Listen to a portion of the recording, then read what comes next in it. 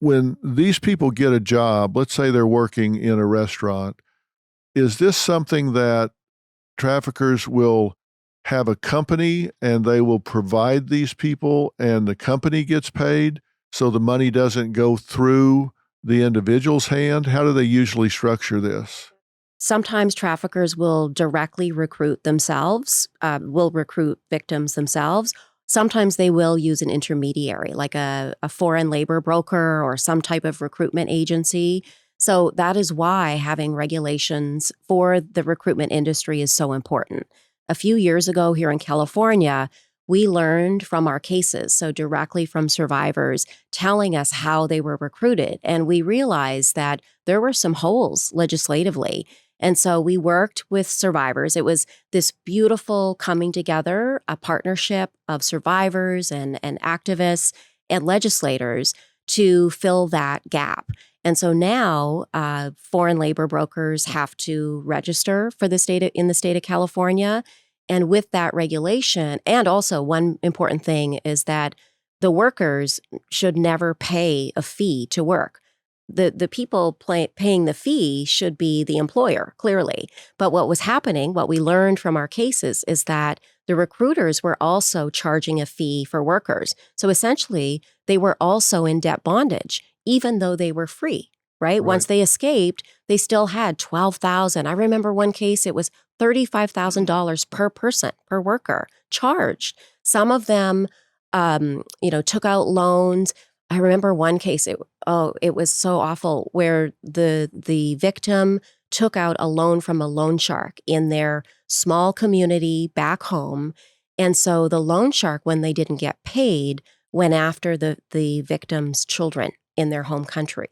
So that's why we need to care about not just the person-to-person interventions, but the systems that are allowing human trafficking to flourish, to happen. Okay, so let's say there's a Acme Hotel. I'm just going to make up a name because I don't want to impugn anyone, but let's say there's an Acme Hotel that's got 1,000 rooms and they have 200 trafficked forced labor people working in their laundry or cleaning their rooms or whatever.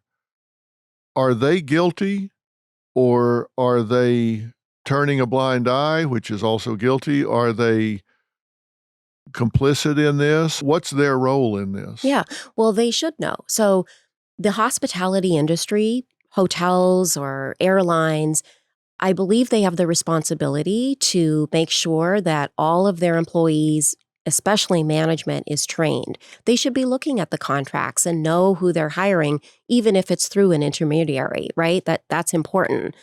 And beyond that, they should also follow, at least in California, we have legislation where they are required to actually post our 24-hour hotline and the national hotline in the place of business, so that if trafficking is occurring either in their own workforce or as visitors to that hotel, that survivors or victims have a place to call. They have a resource where they can call for help, and it's a 24-hour hotline run by nonprofit organizations so that they can plan for an escape safely. So to answer your question, I think everyone has a role to play. I definitely think small businesses, corporations, everyone should really educate themselves and their management on what human trafficking is so that we can create, safer communities. We can create places of work where workers can be happy and be well. So I don't know if that answers your question, but yes, I believe everyone has a role to play. It's their job to know. It's their job to know. Absolutely. I mean, that's the point. They may not be trafficking these people. They might be paying minimum wage. They say, we got them from Housekeepers or Us, and we're paying minimum wage. How are we supposed to know that it's not going to the employee? Well, it's their job to know. It's their job to know, right? And you can look at contracts, and one thing we see is that contracts are often in English for workers that they are recruiting from other countries. Clearly, that's not okay, right? Like, if you're going to hire someone, make sure that they understand it in their native language.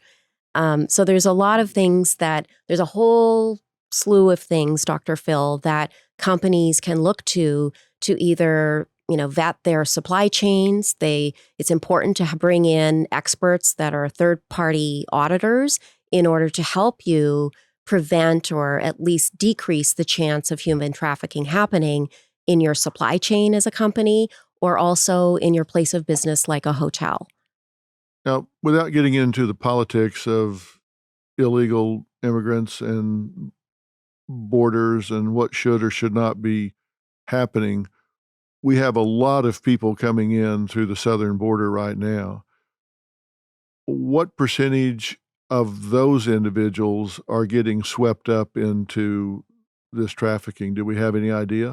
Yeah, it'd be great if we did know. We don't have any type of prevalence study on that, but what I can tell you is that, and it's very relevant to what's happening today in the Ukraine, where when we see countries that are have armed conflict or war, there is an increase in people becoming more vulnerable to traffickers or the recruiters that swoop in and pretend to help them. So, and it's not just the Ukraine, right? We get cases from the Philippines, from Ethiopia, from Afghanistan.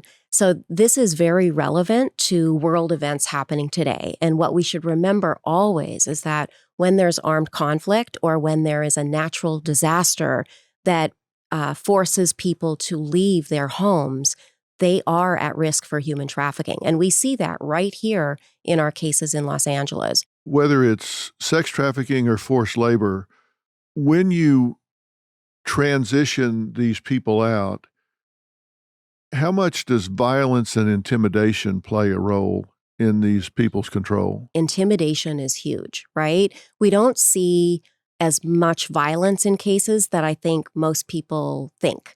We definitely have very violent cases, don't get me wrong. That indeed does happen, and that's very serious when that happens. But the majority of our cases, we see threats of violence and intimidation.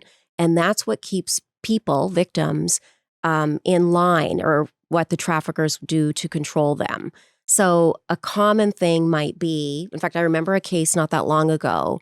It was a young woman. She was 16 years old. She was raised by her grandmother. And the traffickers used threats of violence towards the grandmother, saying, look, we know because we recruited you, so we know where you live. We know where your grandma lives. We know where she shops. And we're going to kill your grandmother if you don't do as we say, which was engage in sex trafficking. So that's usually how it works, where traffickers are intimidating them and making threats so that, victims feel like they have no choice but to comply.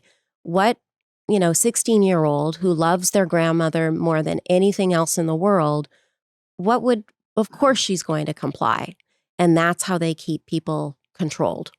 I've had these survivors tell me, whether they've been out for a month or 10 years, that the reason they didn't get beat up, the reason they didn't get acid thrown on them, the reason they didn't get stabbed or shot or whatever, as opposed to being threatened or having their families threatened, is because they said they can't make money if we're hurt. They can't make money if we can't work. So they threaten rather than do it, because right. If they break our arm, we can't change sheets. That's exactly it. How am I going to make money if someone's hurt or injured, right? Yeah. So you're absolutely right. We do see some injuries, of course, but I would say most of our cases are threats, threats of violence. Yeah.